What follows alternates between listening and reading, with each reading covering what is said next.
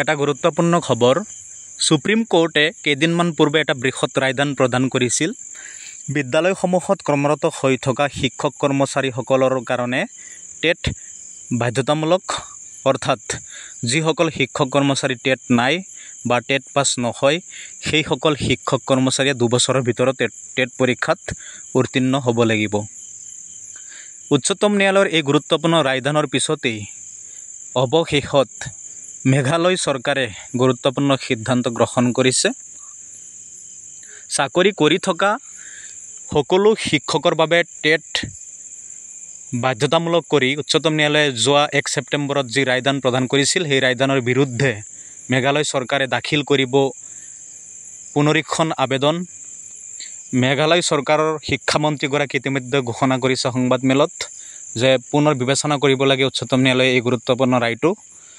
বিদ্যালয়সমূহত কৰ্মৰত হৈ থকা যিসকল শিক্ষক আছে, যিসকলৰ টেট নাই, টেট পাছ বা টেট উত্তীৰ্ণ নথকা শিক্ষক কৰ্মচাৰীসকলে হয়তো 2 বছৰৰ ভিতৰত টেট পৰীক্ষাত উত্তীৰ্ণ নহ'বও পাৰে। সেয়েহে শিক্ষাৰ অধিকাৰ আইন RTE এক্ট বলবৎ হোৱাৰ আগতে যিসকল শিক্ষক কৰ্মচাৰীয়ে নিযুক্তি পাইছিল, সেই সকলো শিক্ষক কৰ্মচাৰীসকলক চৰকাৰে ইয়াৰ পৰা ৰেহাই প্ৰদান কৰিব লাগে। আৰু RTE আইন বলবৎ হৈছিল 2009 চনত। 2009 চনৰ পূৰ্বে বিদ্যালয়সমূহত নিযুক্তি পোৱা সেই শিক্ষক কৰ্মচাৰীসকলক ৰেহাই দিব লাগে। মেঘালয় চৰকাৰৰ গুৰুত্বপূৰ্ণ সিদ্ধান্ত। শিক্ষক কৰ্মচাৰীসকলৰ যি টেট বাধ্যতামূলক কৰিছে উচ্চতম ন্যায়ালয়ে, সেই উচ্চতম ন্যায়ালয়ৰ ৰায়ৰ বিৰুদ্ধে এইবাৰ আবেদন দাখিল কৰিব।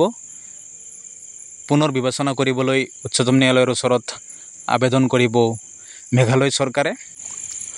যিসকলে চেনেলটো ছাবস্ক্ৰাইব কৰা নাই, তেওঁলোকে অনুগ্ৰহ কৰি চেনেলটো ছাবস্ক্ৰাইব কৰি সোঁফালে থকা বেল আইকনটো প্ৰেছ কৰি থ'ব। শিক্ষা বিভাগৰ যিকোনো গুৰুত্বপূৰ্ণ খবৰ, শিক্ষক কৰ্মচাৰীসকলৰ নতুন নতুন খবৰসমূহ প্ৰতিদিনে দি থাকিব চেষ্টা কৰিম। টেট উত্তীৰ্ণ শিক্ষক কৰ্মচাৰী, অপ্ৰাদেশিকৃত বিদ্যালয়সমূহত কৰ্মৰত শিক্ষক কৰ্মচাৰী, অংগনৱাড়ী, টিউটৰ শিক্ষক কৰ্মচাৰীসকলৰ খবৰসমূহ দি থাকিম।